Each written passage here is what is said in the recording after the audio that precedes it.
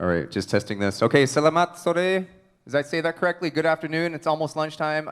I expected to present this in the afternoon, but we're a little bit right before lunch, so I apologize for the Bahasa Indonesia faux pas. So, good afternoon. Thank you for joining us at the SAFET conference for our last day.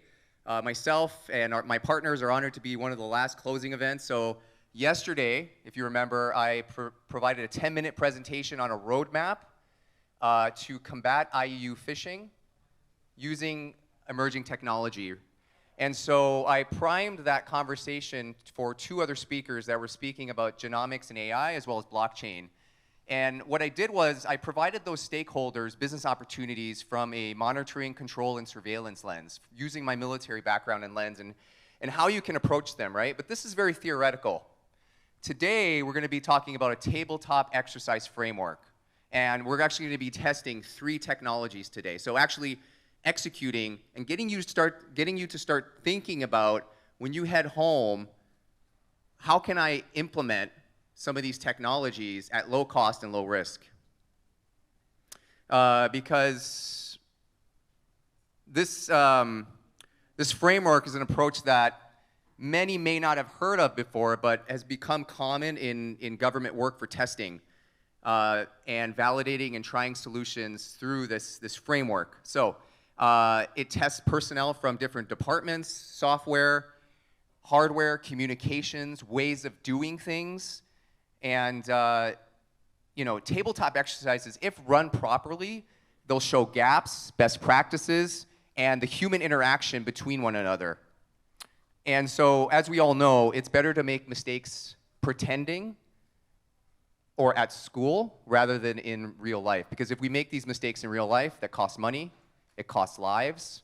And so we want to practice through these things. And so we're going to be talking about that framework today. So just to reintroduce who I am today, I'm Vincent Nguyen. I'm a consultant on the Sustainable Fish Asia technical support activity from U.S. Agency for International Development. And our work encompasses the next 3 years. And it's all across Southeast Asia, supporting our regional partners. And we brought in a lot of our regional partners from across Southeast Asia for this SAFET event. And it bridges work from IUU phishing and climate risk assessments, marine mammal protection, gender equality and social inclusion, especially as it includes coastal resiliency from the 3 panelists previous to me. And I'm here supporting the work of Pak Farid Maroof, Pak Stuart Green in the back there, and Pak Frankie Sihombing. So, like I said yesterday, I laid down a roadmap and primed the conversation for 2 tech solution providers. And so we'll hear again from integrated monitoring, which is an electronic monitoring, software as a solution, hardware as a solution, analytics as a solution provider. We're going to hear it from Coltiva's software suite. And we're also going to hear from Mass Human, so she's probably talking in the other room right now, presenting her product and solution from Thailand. And then she'll come over here. The idea today is that we're going to test these 3 technologies against a use case. And that use case is forced labor or businesses working within the gray areas to take advantage of labor at sea. This is just but one use case that you can test against these technologies. There are many. All right, so for the people I have in the room, can I have a hands up from folks that are in government, working in government? That's right, Iceland. I want to go out with you guys tonight. I heard you guys had a good time last night.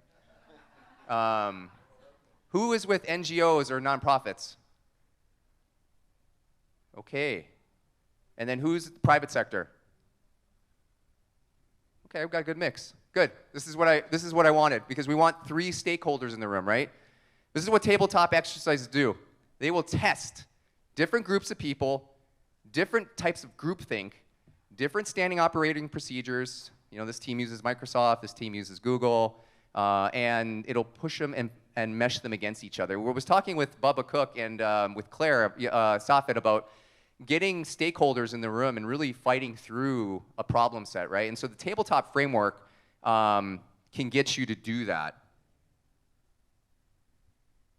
Okay. Let me use this. Okay, so here's the title of my section. The use of tabletop exercises is a low-cost solution to testing emerging technology. So identifying challenges, problems, and unearthing the AI, the AA, and machine learning use cases and solutions for resilient, sustainable fisheries in the Indo-Pacific region, kind of in line with what Pak Stewart Green and Pak Farid Maroof were talking the last 2 days.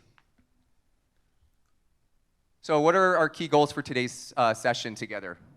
So we're going to talk about tabletop exercises if you're not familiar. You may have worked with them before. How these exercises can support your organizations.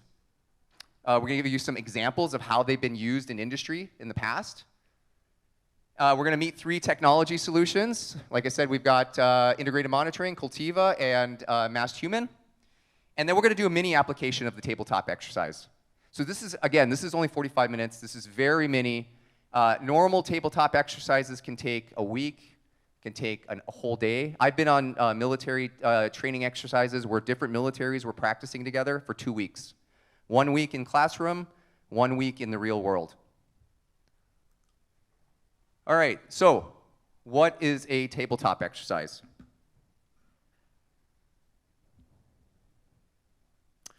So the origin of tabletop exercises can be traced back to military wargaming and strategic planning exercises, which have been conducted for centuries. How many of you in the room play board games? Right? How many of you played pretend growing up? Well, just imagine board games and pretend as adults, right? But we got tech, we've got different types of people, different types of stakeholders. And so military commanders use wargaming to test strategies and tactics without engaging in combat. So imagine someone wearing armor and you're pretending to fight. These early exercises often use maps, models, and discussions around a table to simulate various scenarios and outcomes. You might have seen such things in Game of Thrones. As they prepared to go to battle, they would discuss what was the worst case scenario if I did X, Y, or Z. So over time, the concept of tabletop exercises expanded beyond the military and found applications in other domains. In the 1900s or the mid-20th century, civil defense and emergency management communities began using tabletop exercises for disaster preparedness and response planning. These exercises allowed emergency responders and decision makers to practice coordination and decision making in a simulated crisis environment. And I participated in several, and folks who've been in the military probably have as well, where you practice against a natural disaster and the military has to work with several different stakeholders, including coastal fisheries.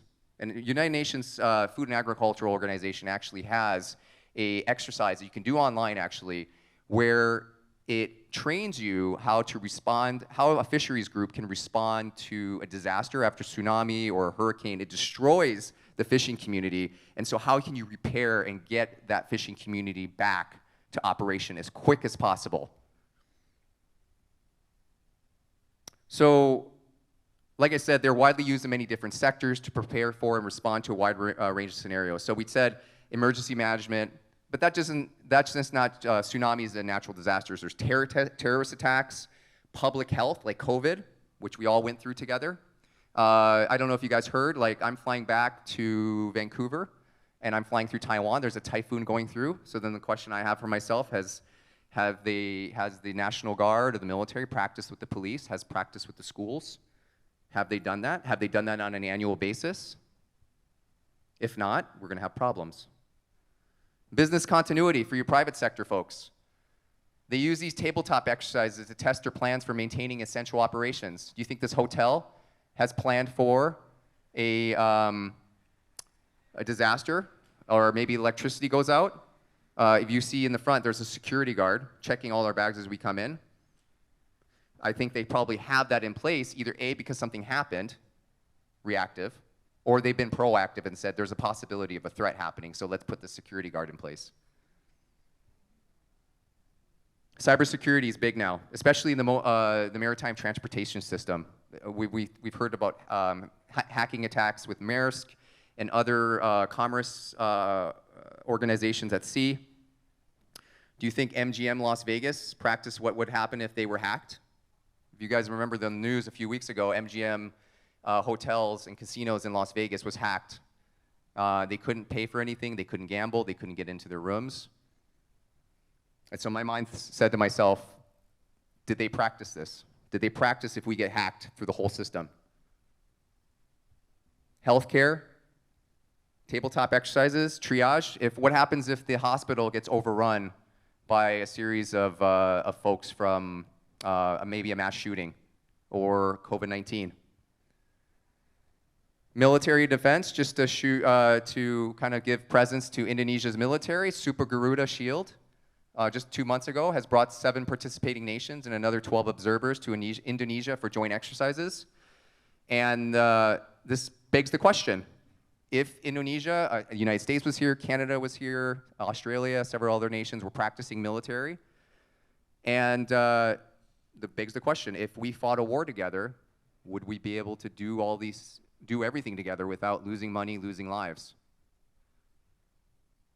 And so government and public policy. So this exercise framework is done all the way down to the local level, local, state, federal level. And like I said, the primary goal of tabletop exercises is to improve preparedness, identify weaknesses in plans and procedures, and enhance the ability of individuals and organizations to respond effectively to real-world incidents. And again, they provide a valuable opportunity for participants to discuss, practice, and refine. So all you need really is you can have one day, a meeting room, and you bring in a few stakeholders, and it can get bigger and bigger and bigger. All right, so how do tabletop exercises fit into the bigger framework? So like I said, you can have a seminar, you can have a workshop, a tabletop, you can do games, drills, functional exercises. Grab it, go ahead. Who's the chair for? Oh, thanks. Okay, here, let me help you out. Here.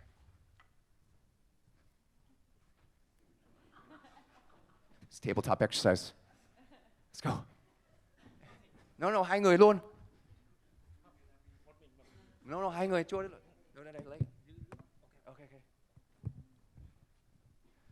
Can I get a round of applause for our Vietnamese counterpart? Actually, you know what the funny thing was? Yesterday, I had you guys do breathing exercises, and I thought to myself, I didn't tell you this, but I actually I teach yoga to military veterans with PTSD for a nonprofit, and so I thought to myself, I'm going to get these guys to stand up and do some yoga, but depending on how tired or bored or sleepy you get, I may get you guys up, standing up, and doing some breathing exercises. Just be aware. All right. We got you in there. Perfect. All right, so here, Ian, let me get you a mic when your slides come up. So what's going to happen, guys, is we're going to have, at some point during the presentation, there's going to be some slides for integrated monitoring, for Cultiva, and for Mass Human. And so I'll have the folks from those teams stand up and give a little one-on-one on their slides. But then later on, toward the end of the presentation, we're actually going to test out, we're going to ask some questions to the audience about how would you use their technologies against forced labor. So your Cultiva's got a mic, you got a mic, and then Dorna, you here yet? Dorna! Swadee Hap! Got a mic for you. How was your presentation, Dorna? Di mak mai? Okay, Hap.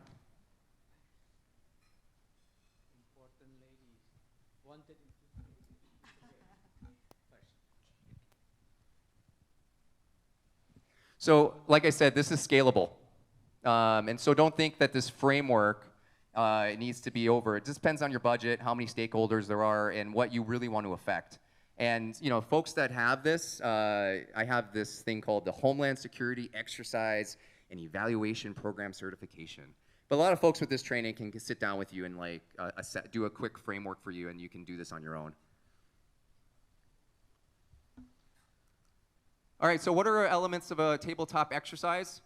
Typically in a tabletop exercise, what will happen is you'll have a room like this. Now, normally what I was trying to work out with Claire was we were going to have different tables, and I was going to have you sit down with different, you're a different stakeholder, right? So we'd have the private sector here, we would have NGOs and nonprofits here, and then we would have government on a third table.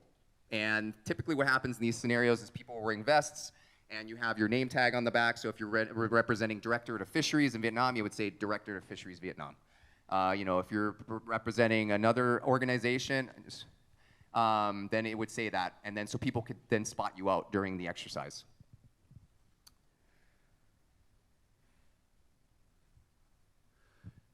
You really want to have clear objectives of what the organizer wants participants to take from this exercise. So this mini exercise, my goal is to test emerging technology, because we've been looking at emerging technology to support sustainable fisheries this whole week, and we have 3 different stakeholders in here. So my goal today is to introduce tabletop framework to you guys, make you understand that it's easily implementable for you, and then finally, take 3 technology companies that you can actually say, hey, would I use this technology? How would I test it at home? Would I test it for forced labor or whatever your organization's doing? And we'll get into that actually, because we're actually, we're talking macro here, but we're gonna go micro as we move more into fisheries. Yeah, so we talked about this. How do you run a tabletop exercise? Again, more than we can cover in this period. Typically, this training takes a few weeks, and the certifications take years. But you invite stakeholders, participants. We do a discussion-based exercise. We're going to get into that. We're going to talk a scenario, a pretend scenario. And you record observations, you discuss, and you do lessons learned. Typically, what might happen is I might have a big sheet here. We'll have all the tables here. And I will be writing kind of like a SWOT analysis on each day, and there'll be a recorder, and all that stuff will get analyzed, and then there'll be a final output for the exercise. So like myself, our team's doing an after-action report. I'm sure all of you guys are doing after-action reports, but just imagine from an exercise standpoint, you're taking this from multiple stakeholders. Pros, cons, and what are we going to do next? All right, so here is an example of a tabletop exercise as it pertains to fisheries. So your organization wants to adopt electronic monitoring cameras for all longline fisheries. You must develop a design policy and understand the limitations, challenges, and application of the tech solutions. What would you do, right? Let's say you wanted integrated monitoring, right? Or some of the other vendors. You would ask yourself, okay, you would bring all the stakeholders in from your company or organization, and you would really, you'd say, okay, what could go wrong here? What could go right here? And then you would pose some real-world challenges and scenarios, and actually test out your fleet. For example, you could have your fleet captains come in and test this out. And again, we talked a lot about fisher folk or coastal resilience, artisanal fishery buy-in a lot this weekend, right? Really working with the end user.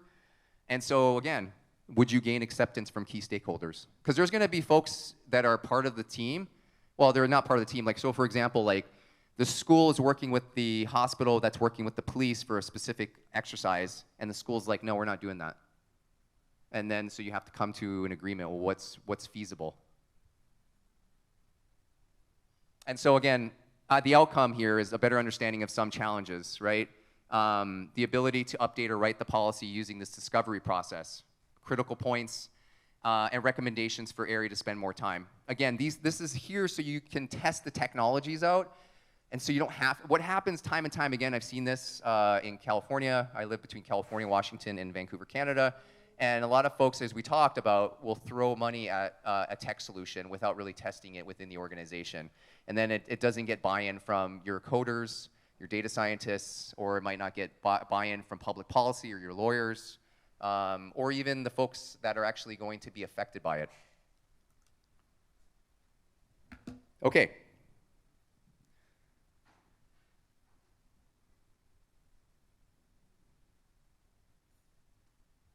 So what will we be testing today? I mean, you could test a lot of things. Like I said, wildfire risk exercise, earthquake risk. From a fisheries management standpoint, you can do seafood traceability exercise. A big one that I do annually is interoperability of IU fishing cooperation between enforcement entities, so Marine Coast Guards, Marine Police, and the fisheries management authorities. Typically, on an annual basis, I will test these tools at military exercises to test MDA tools like Global Fishing Watch, or Skylight, who's here today, and Global Fishing Watch is here today, and IMCS Network, and will test these tools in regions like the Caribbean or South America or even Southeast Asia to see how these tools work in their command centers. And do they actually work when they actually pass the information to the fisheries agencies? Sometimes it does, sometimes it doesn't. So, but this particular today, for today, what we'll be testing is forced labor and human rights abuses at sea in the fishing industry. So let's talk about why. So the hidden nature of the issue. IUU fishing often occurs in remote and unregulated areas, making it easier for unscrupulous operators to engage in exploitive labor practices without detection. And crew members may be subjected to grueling work conditions, long work hours, physical abuse, all while being isolated from the reach of authorities. Now, economic incentives. Labor abuses can be driven by economic factors. Operators may seek to reduce costs by underpaying or not paying crew members at all. Or what they do is they try to mix it in with other things like, well, your rations, your food. They'll try to hide it so they can bring down their cost. And so it forces them to work under duress. Particularly where I've seen this is berthing, right? So, you give a person free rent in a way, and so you can kind of then bring that person's, and we see this in the tipping culture where they might bring it below the minimum wage because they're receiving tips, right? And so this is gray area, and so a lot of these operators may work in the gray area in order to affect a better profit margin. Supply chain complicity. So seafood supply chains can be complex, and products from IUU fishing operations can find their way into global markets, as all of you know. And consumers, at the end, may unknowingly purchase seafood products linked to forced labor and human rights abuses. We're still trying to figure that out through technology. And so here's where our three providers today can help, right? Well, we talked yesterday about blockchain. So transparency through blockchain, satellite tracking and AIS data, biometric identification, machine learning for anomaly detection, collaborative platforms. So emerging technologies can facilitate information sharing, collaboration among governments, NGOs, and the private sector. Enhanced reporting mechanisms, mobile apps, and digital reporting tools can empower crew members to report real-time abuses, even remotely, which we'll probably talk about with integrated monitoring with your social media suite, and you have a encrypted way for fisher folk to contact you as well, and Mass Human as well. And we'll see what Cultiva does with their AI chatbot. All right, so let's just talk about forced labor global statistics. Number of victims. The ILO, the International Labor Organization, estimates that there are about 25 million victims of forced labor worldwide in various industries, including the fishing sector. So, the fishing industry has been identified as one of the sectors with a high risk of forced labor due to its remote and often unregulated nature. As I've seen on the high seas, doing enforcement for the last 15 years. Seafood supply chains, and there have been several reports of investigations revealing forced labor. For example, speaking to Dorna, many workers in Thailand's seafood processing and fishing industries have been identified as victims of forced labor. So within Southeast Asia, we've got Thailand, Indonesia, Philippines, Cambodia, and the regulatory responses in each of these countries has all been different. And so speaking to RPOA, the Regional Plan of Action for IUU, as well as the ASEAN Sectorial Working Group for Fisheries, they're trying to figure out a regional way to respond to this together, right? And so we use these emerging technologies to support such efforts. So regulating and enforcing forced labor and human rights abuses at sea involves multiple government agencies. Like Dorna was talking, she works with the Department of Investigations, as well as the Ministry of Labor. But again, each country does it differently. And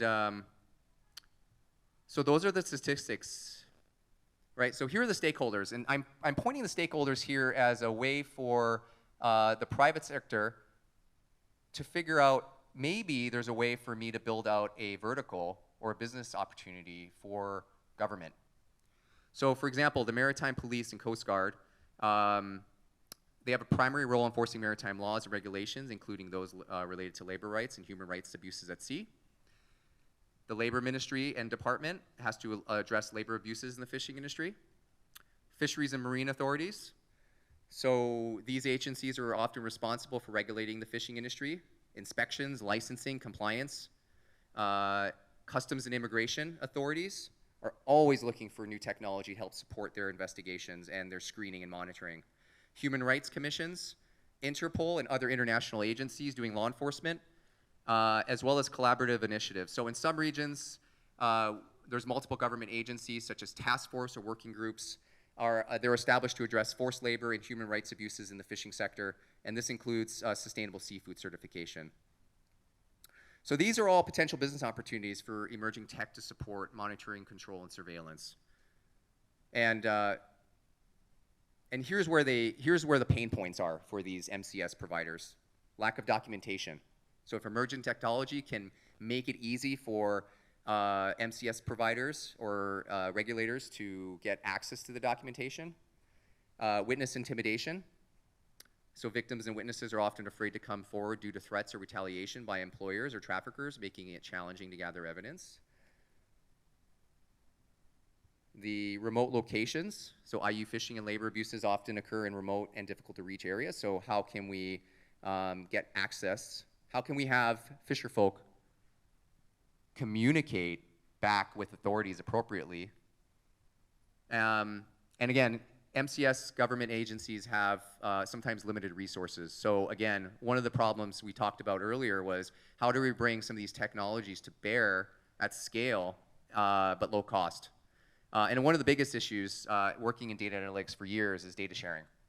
So coordination and data sharing among various agencies and countries can be insufficient, impeding efforts to track and prosecute those involved in labor abuses.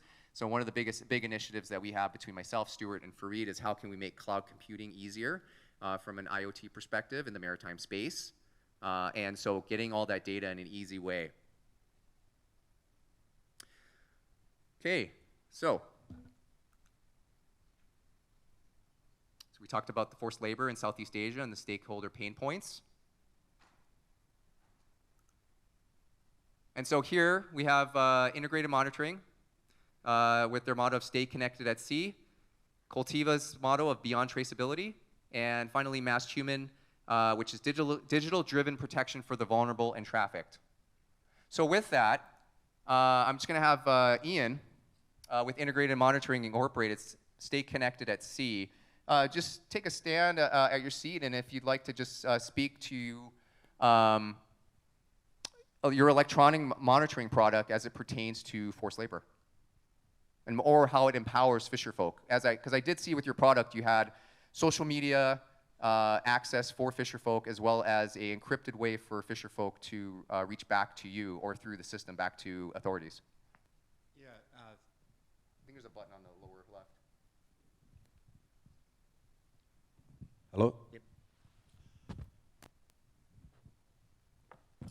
Yeah, challenges, great sort of presentation of what we were facing and how do we start looking at it. The premise started with out of sight, out of mind, and how do we solve the out of sight, out of mind problem which is happening in the fishing industry at sea in remote locations. And the underpinning requirement there is performant communications at sea, right? So there's a technology evolution that's happening rapidly with satellite and cellular networks, where now you can have globally 5G connectivity at sea anywhere in the world and on land. That is a game changer for all the initiatives that you guys are thinking about deploying in terms of getting data, which then gives you a method of audit and accounting for what's happening at sea and how do people connect, whether it's a fisherman on a boat, somebody in the audit requirement for a supply chain, a regulator looking at what's being caught sustainably, and most importantly in fishing, and especially as we get down into small vessels, safety and safety response. In many areas, the lack of communication just means basic safety does not exist. Right? So we see those core infrastructure technologies as communications and getting information where it can be shared easily.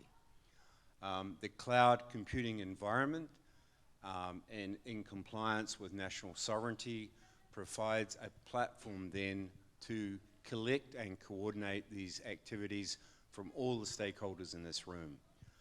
What we see as electronic monitoring comes into a requirement for a higher observer coverage, it demands internet connectivity at sea, and then that enables all these other layering of traceability, labor audit. So we do things like look at crew movements for safe working conditions on board, potentially man overboard conditions, also integrating things like bilge alarms or smoke alarms so we can do a proactive safety response, and that's a research program we were doing with the US Coast Guard. So it is all about integrating capability of services from multiple stakeholders. So we're really looking at these enabling technologies as then providing the launch pad to start deploying this capability. So that's kind of the main premise where we started from, and we started that design theory or thesis back in around 2017, looked at the future of what was happening in communication and said, by this point, it's becoming cost effective. By this point, it's becoming publicly, instead of public use, the cost points have dropped significantly. So we've seen 1,000 increase in bandwidth and a 10-fold decrease in cost within the last 3 years. That's the basic premise. Okay, thanks so much, Ian. Okay, so you've heard a nice 101 from Ian with integrated monitoring. Now we've got Coltiva. And so Coltiva, we'd like to know a little 101, but also if you could kind of paint it a little bit and how it may support this forced labor scenario. Not to give away too much for the end.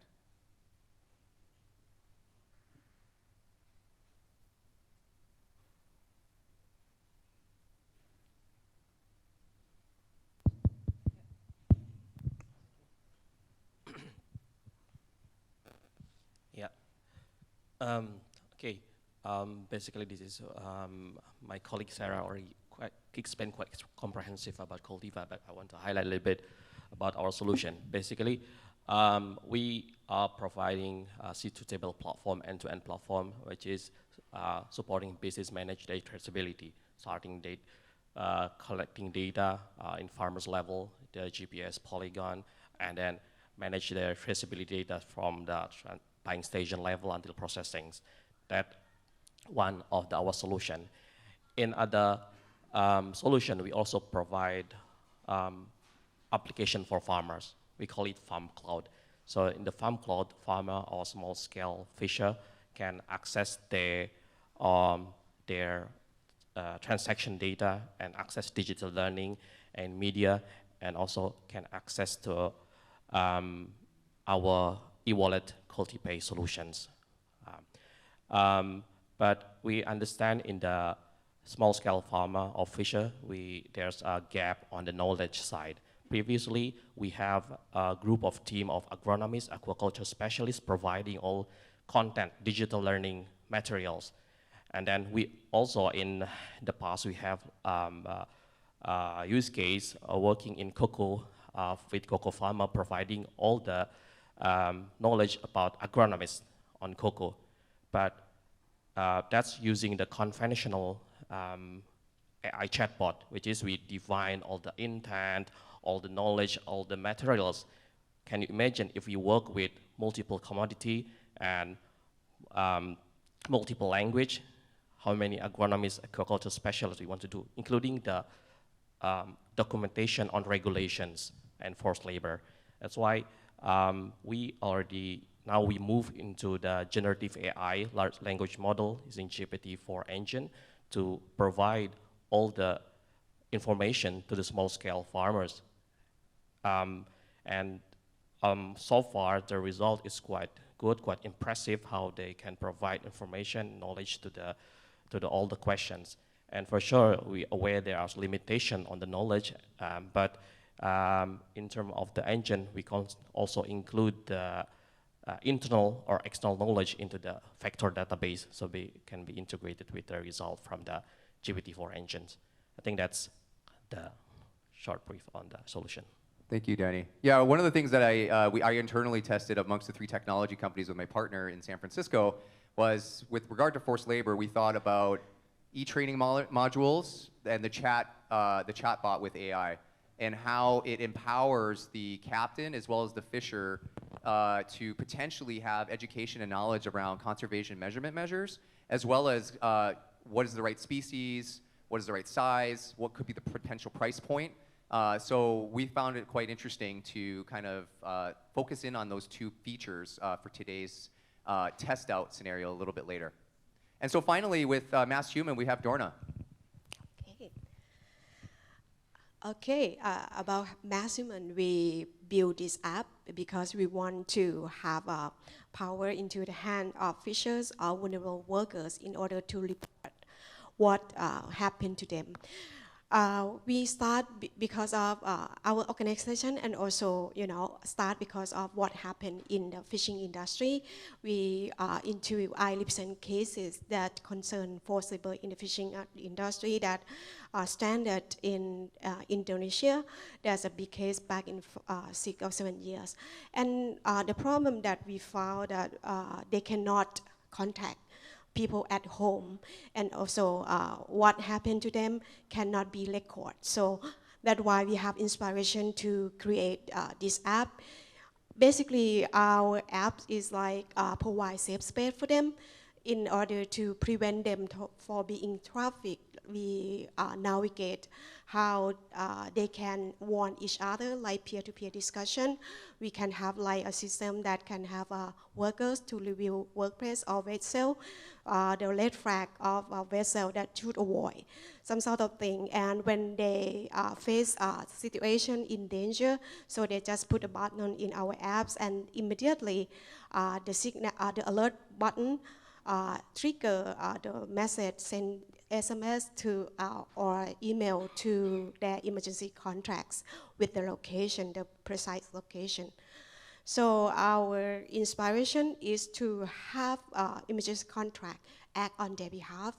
And after that, we said that technology alone is not enough. We want to have like support system like the government and also civil society to support how, the information that get from our app.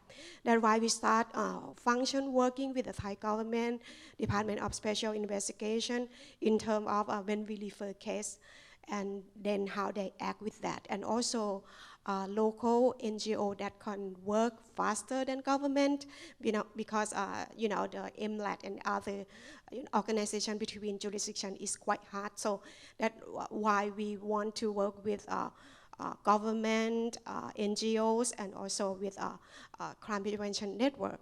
That's how we have a vision that when something bad happen to workers, they have the right to notify their emergency contract, and they have the right to, easily report to officials. That's how we work on that. Thank you, Dorna. Yeah, I could see this being easily implemented into an exercise program where the app is tested against a real, a pretend fishing company, where there's you have folks that are working with Department of Investigations, Ministry of Labor, and then how does that call from a fisherman go through the app, and then how does it communicate, and how does it get handled and enforced? Okay, so just now we're going to get into the tabletop. Vinny, yes. Just to Dorna, somehow because of conflict of schedule changing, though now she has to go back again here. Oh, so okay. Just to let you know. Is it the moderated discussion? Yes. Okay, no worries.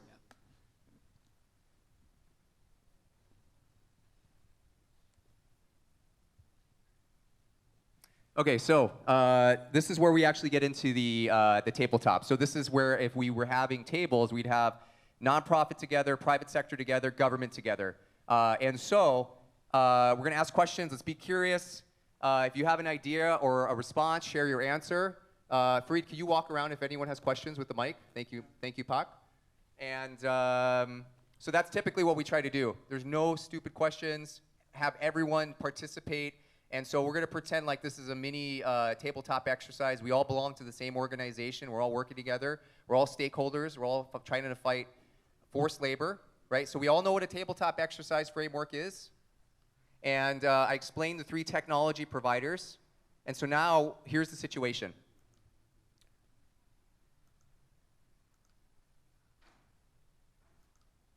All right, here's a scenario.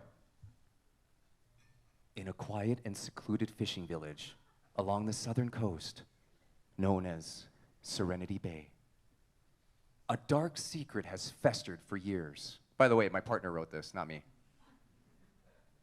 Desperate individuals from a neighboring country seeking better opportunities have been lured into the village under false pretenses, only to find themselves trapped in a cycle of forced labor. All right, so that's the story. All right, so, hey guys, CEO of the company here. I heard about this Mass Human app. I don't know if it's gonna work. Dorna left, but I think we can have a conversation about this. So, I heard about this international NGO called Mass Human. I heard it from my friend in Bangkok, and the app is designed to help fishermen understand their contracts and give them access to legal resources. I heard it's anonymous. I don't know. I think we should test it out. So, how can the Mass Human online forum serve as a valuable tool for fishermen in Serenity Bay is the first question. So does anyone have any thoughts on that? And then Pak Farid can walk around and we can start this discussion. So this is what happens in a real world exercise, right? We do these pretend injects, like this happens, and then something will happen at noon or 2 o'clock. There'll be these injects that happen. So in the Mass Human case, for example, like we would have a scenario play out, and then we would be in the room, and then all of a sudden at 3 o'clock, we'd get a ping, like a real world ping. We wouldn't know where it's coming from, who it's coming from, and then we'd have to figure out, okay, well, this is what happens. What do we do with this? How do we transfer this information? So does anyone have any comments on this and how this might apply to your organization, nonprofit, NGO, private sector? If not, no worries. How can the application incorporate reporting mechanisms for victims to seek help or report instances of abuse? Right? These are all questions that we would ask in a normal tabletop exercise, and we'd actually walk around it. Ian? First question, what is communication availability in Serenity Bay, and what is the latency of getting information? There we go. Good engineering question from the electrical engineer in the audience. But it's true, right? Because that person may or may not be able to get that, and so they would test that. So that's a really good pain point, right? What is the availability and connectivity? Is there a tower in the area that can actually connect? Is it terrible? All right, so thanks, Ian, for getting us started. Looks like someone else was going to say something? No? Okay. Yes? What's the mechanism that ensures that fishermen have the app on their person during their fishing events? So basically, and sorry, Dorna's not here, but basically the question was, what is the mechanism to ensure that they actually have the app on their phones? And that's a good question, right? And I think that was a question for Dorna. Okay. So, onward to integrated monitoring. So, we've got implementation of electronic monitoring technology on fishing boats in the area. It's been required by the fleet. And now there's cameras on board from integrated monitoring. Yay, they won the contract. This technology records fishing activities and conditions. So here's the discussion questions for Ian and or Jeremy. How can electronic monitoring technology be used to identify signs of forced labor or human trafficking on fishing boats? So we got some pictures there, we got some video. Anyone have any questions? And so in a situation like this, what would happen is, let's say I am a provider, right? And we're having a series of, we're working with government and it's the fishing companies or whoever has IM on there, right? And what would happen is we would actually play out a series of different fishing labor abuses through the camera. And then what would happen is, how does that get reported through the system, right? So again, it's testing IM and seeing if that works, right? So we're testing the technology. Let's say we're a government monitoring, control, and surveillance authority, right? And we really want to test IMs. Like they say, well, you know, we have these suites to support fisher folk, but really like where they're really strong at is XYZ, is really to support the fishing company, get their fish to market and make money. But maybe the other stuff is just what would they call greenwashing? Maybe not. This is why we would test the technology. Go ahead, look, Fareed, did you have a question? Just suggestion for framing the question. I think this is, when you have a question about the technology, it's also good to express it here to help them also to design improvement based on your experience. I can have one, for example. Right? In the not ideal situation, the data, the footage that arrive could be a week late, a month late. How your system handle that? Something, yeah. So I think that's the frame of question that I want. Okay. So the classic question there is, what is the risk and what is the response in terms of time related to a labor scenario? In coastal communities, we look at the average fishing trip. So if a guy goes out, and even if he's outside cellular, he's coming back typically end of day, and that data is going immediately into cloud and can be analyzed typically with 1 hour of a fishing trip, right? If he's offshore, we're using technologies like Starlink so we can monitor in real time. So we're looking at the labor in terms of working time on deck, the safe working areas where people are working, and all that can go into a common picture of it, depending what your audit requirements are in terms of labor, how they're working, what conditions they're working under. And through that, you now have enabled a real-time connectivity in terms of the labor monitoring or response capability. So we're already supporting telemedicine. On top of this application, we're already supporting medevac scenarios where they can't get hold of Coast Guards and Navies through traditional radio communications. We have a question from, or a statement from Cultiva? Question. Question, go ahead, Sarah. Sorry if you mentioned this in your presentation earlier. I didn't see the whole thing. But I guess a question for me would be, what is the feasibility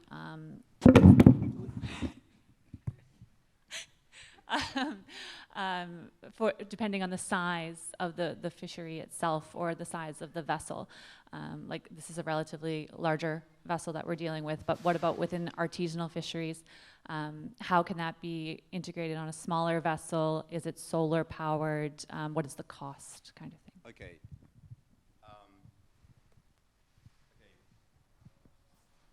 You broke it, Ian. First thing is, where are those labor abuses occurring in terms of the fishing operation and the size of the vessel?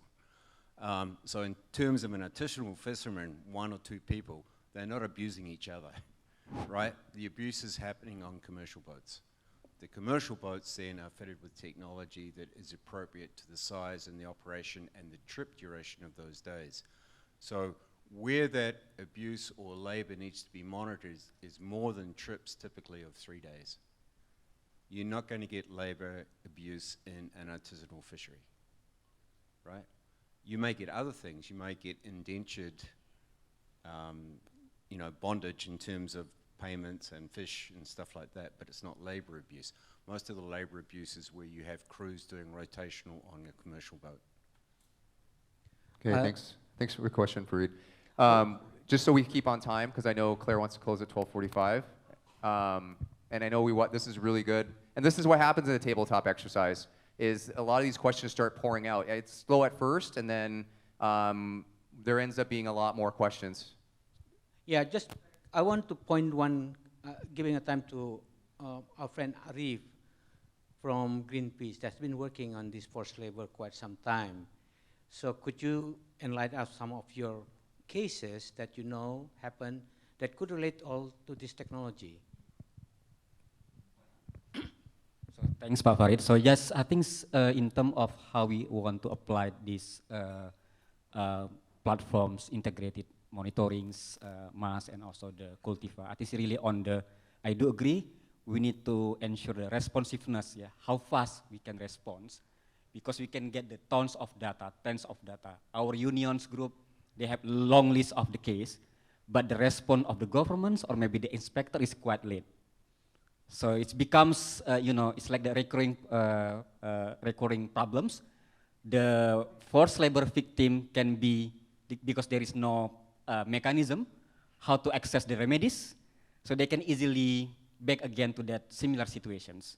And it becomes normal. But we know trafficking in person is extraordinary crimes, right? But it becomes normal because there is no responsiveness of the government. That's why I think it's good to ensure in our tabletops exercise is also how to make the fast response. So we need to include, let's say, maybe PSMA could be one options, how to integrate the inspections in port. Because I think if you want to do the inspection at sea, it could be maybe replaced by EM, electronic monitoring, but we need to verify all the information. That's why maybe it's good, let's say the fisheries inspector and also the labor inspector can work together in the fishing port. That maybe could be one of the next step that we could, to make those solution becomes applicable, yeah, for the responsiveness and also the law enforcement. Thank you. Thank you. Go ahead, Jeremy. I guess like one question, and I think Pak Arif touched on it as well, for all these kind of service providers, is what role do we play in the remediation process? Like, are we, like, who do we, when we have these abuses or egregious things that happen in these fisheries or supply chains, like, what do we do? Like, what's our role as the service provider? Maybe it's not our role. Maybe it's, that's something that's outside of our remit. But is it a matter of connecting with police? Maybe the police are the ones that are aiding in this abuse or in this harm. Is it a special forces task force? Is it the private sector? Like, who are the appropriate stakeholders to engage? And this is where, like, on the tabletop exercise, that's where you will spot these gaps, and then you write it up, and you actually have a tested and true framework that you have metrics, and you say, okay, this is our follow-on. So thank you, Jeremy. Yes, Ian. A final point. One of the things we see by adoption of EM, it is a deterrent for abuse. Once you know you have video audit capabilities on vessels, you automatically get a deterrent in illegal or labor-related issues. And you can see that, if you have every ATM has a video, every 7-Eleven store or something has a video. You don't go in there and rub the cash because you're on video. So part of that is creating a deterrent in the industry as well. Okay, thank you. Ooh, I like that. Okay, so we went through some great discussion questions for EM, and our next scenario is the Cultiva AI app. So the fishing vessel returns to the port of Serenity Bay, and you witnessed your friend be abused at sea. You wonder how you can report such abuse, but lo and behold, the fishing company actually uses the Cultiva ecosystem, right? So they're testing the Cultiva ecosystem. And so what kind of questions would you want to ask the application as a fisher? What concerns might you have about reporting such an incident? Are you worried about reciprocity? Is it going to come back to me? Am I going to get killed? Am I going to lose my job? Are they going to retaliate against me? It happens. And so here is what we originally had planned on doing was we were going to have Cultiva AI app kind of live demoed. But we're going to do, what we did here instead is we did a snapshot of some questions that the AI chat bot is asked. So you see in the green there's a prompt in English. You can do it in any language. Did you prompt it in Bahasa Indonesia? Not for this one, but you can prompt it in Bahasa. And so I'm an Indonesian crew member, currently in port of Taiwan. Where should I report crew abuse at sea? Can you tell me how do I contact the Taiwan Fisheries Agency? What kind of information do they need if I report an abuse? And as you can see, the AI chatbot has given back a lot of information. And as I talked to Danny said, this is pulling from open source through the, is it using ChatGPT? ChatGPT-4, so it's the premium version. But he said that within his ecosystem, they can actually continue training the model for their AI chatbot by grabbing more information as it pertains to their particular client or customer using this. So this is great. This is the Farm Cloud use case, right? But for aquaculture and fisheries. And here again is 3 different examples of actually Sarah was typing this earlier this morning, and then basically showed me and then put it on here. So if you guys are really curious about this, meet with Sarah and Danny afterwards. And then IT tech team, is it possible to play the video? Let's see. So this is what it looks like. So we got current weather, and this is it right here. So Sarah is our Indonesian fisherman. But this is what happens. You pretend in these tabletop exercises. You pretend what could happen. You test.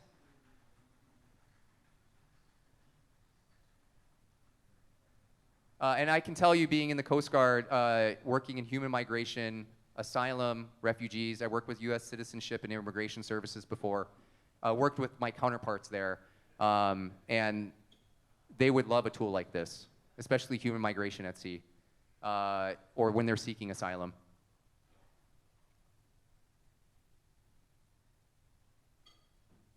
And you know what you would test there too, right? Okay, so you get that information, and you would call the number. So let's see, does it actually work? Let's call the number. Hello, you have reached the Taiwan Fisheries Ministry for help. Press 1, you know, and then you don't know, right? So then did it work? Or is the guy's like, shit, excuse my language, I feel scared still. I wasn't helped. This robot did not help me, right? So you would test that out in the tabletop exercise. All right, guys, so you have gotten an understanding of a tabletop exercise framework. You understood how it applied to fisheries management and enforcement. We tested 3 technology tools.